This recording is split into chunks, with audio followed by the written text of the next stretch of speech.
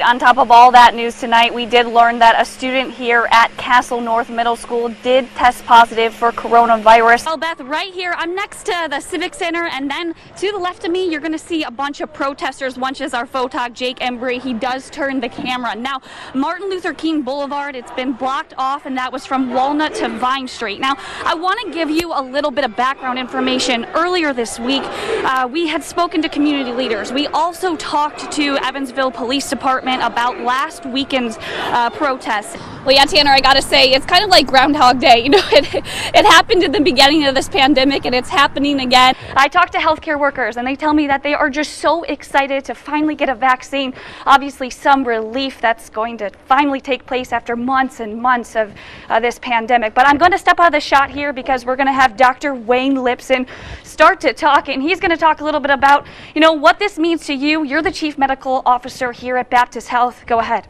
Police tell me that tonight they are still searching for a suspect, and so many of the restaurant owners that I talked to today are saying, please, we are just patiently waiting for some relief. We have been saying it all week. COVID numbers and hospitalizations, well, they are up, and the governor hopes that this new executive order, well, it's going to make a difference. I'm here at the Davis County Courthouse, and actually, well, I'm in their basement, and that's because this is where the ballots get counted. People got 4 feet this past weekend, and people were sending me pictures where the snow, it was all the way up to their hips. EMA says that if you're driving and you see a road that's flooded, they say stop and turn around. And I'm also told that we should be getting those city commissioner results in tonight, but as I've been saying throughout tonight, things do change. It's election day. It was definitely an emotional prayer service earlier this afternoon, and I think it's safe to say that this is the type of stuff that now during these times that really brings people peace.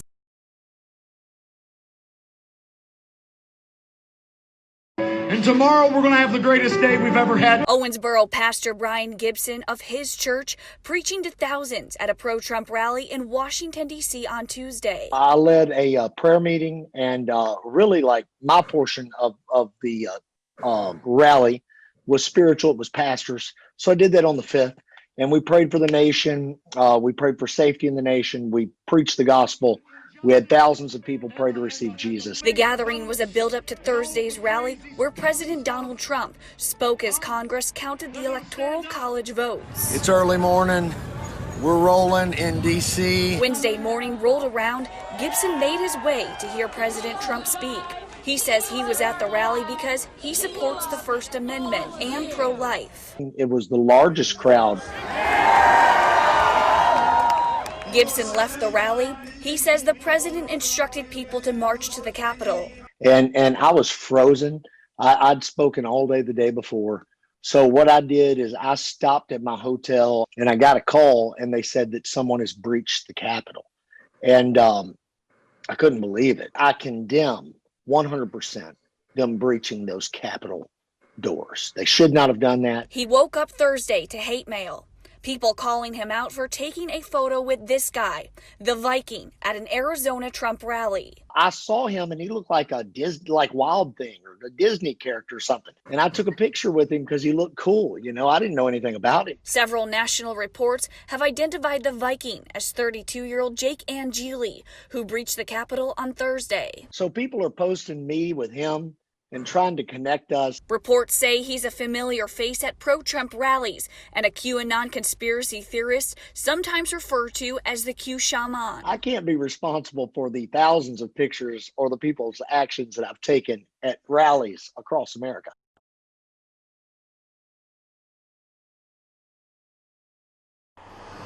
That day, we did not know what was going to happen. On Friday, November 20th, Kentucky Governor Andy Beshear's executive order went into effect, closing bar and restaurant indoor dining. We were watching it on TV, and as soon as they said we would be shut down again, I just said, that's it, God. I can't do any more than I'm doing. Owner of Country Ham restaurant Janice Kennedy and her waitress Nikisha Arson came to work that Friday, keeping their spirits up, asking God for some relief, and they sure got some. My friend, Debbie Puckett, from the Cadillac, brought me some to-go containers that I had ordered, and she wouldn't take any money. Then lunch hour hit and to-go orders kept coming in. After that, Janice got a visit from her priest friend. And he handed me a check for $1,000. Over a week later, the unexpected blessings Janice thanks God for keep coming. As I was recording this story, a customer was picking up his to-go food and gave these ladies each a $100 bill. A tearful reaction from both Janice and Nikisha, who, like so many in the hospitality industry, are making ends meet every day. I'm going to keep fighting because I know God's got this. In Owensboro, Katie Tercek, 14 News.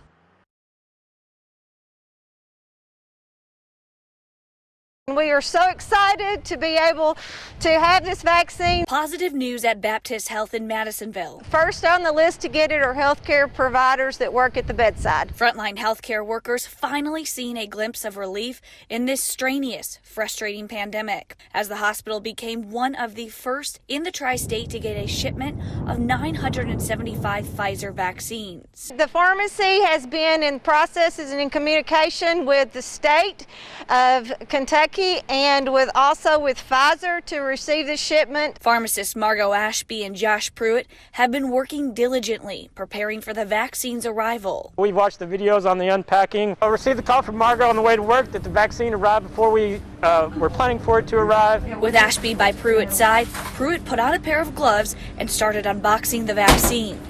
Pharmacists say ambulance and paramedic workers, along with healthcare workers who come directly in contact with patients, will receive a vaccine from the first shipment. The hospital secured the vaccines first because of the area's high positivity rates from the beginning of the pandemic and their medical workers' high risk of contracting COVID. We're excited, but we know it's still a long journey ahead and we're ready to keep on fighting.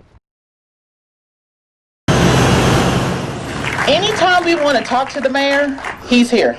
He's there for us. Dozens gather outside the Evansville African American Museum for unity. Our chapter, we have a standing meeting with him every year, and with Chief Bowling and with the sheriff. Coming together in prayer.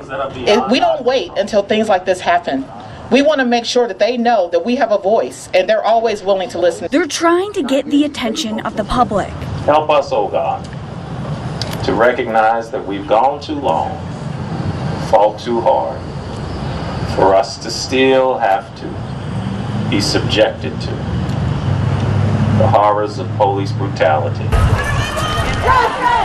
Sunday, they marched for racial equality. We turned right down Lincoln Avenue, where so many black businesses were and are now today. It's a lot that needs to be done in the center city here in downtown Evansville. Organizers say those walking are doing it for the healing of the community and nation. We live in a great community, but there's so much more that we can do. We can't continue to use racist tactics and say that we're not racist. Black Lives Matter!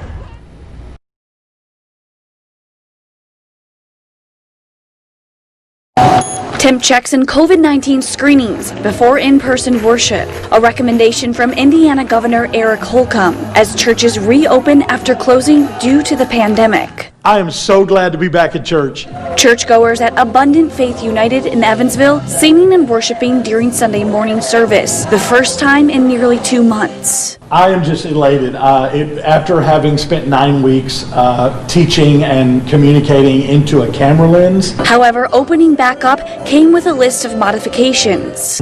We are deep sanitizing between every service, and so everything from the microphones all the way door handles, surfaces. Besides doing that, Pastor Maroney says they provided people with masks, but many chose not to wear it.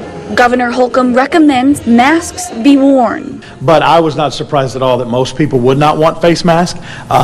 You'll see that a lot out in the public, but people are coming in here by families, and surprisingly, there were a lot less face masks than what I thought there would be. As for social distancing, you'll notice people standing pretty close together, but Pastor Maroney says, I thought we did a good job of social distancing, with the exception of families sitting together, but then again, they're sitting together by family. For those who still can't make it to in-person services, this church plans on continuing to stream their services. I think we're going to keep everything in place as is right now. We are going to continue to listen to Governor Holcomb's recommendations. As those guidelines and restrictions begin to loosen, then we will obviously jump on board with that.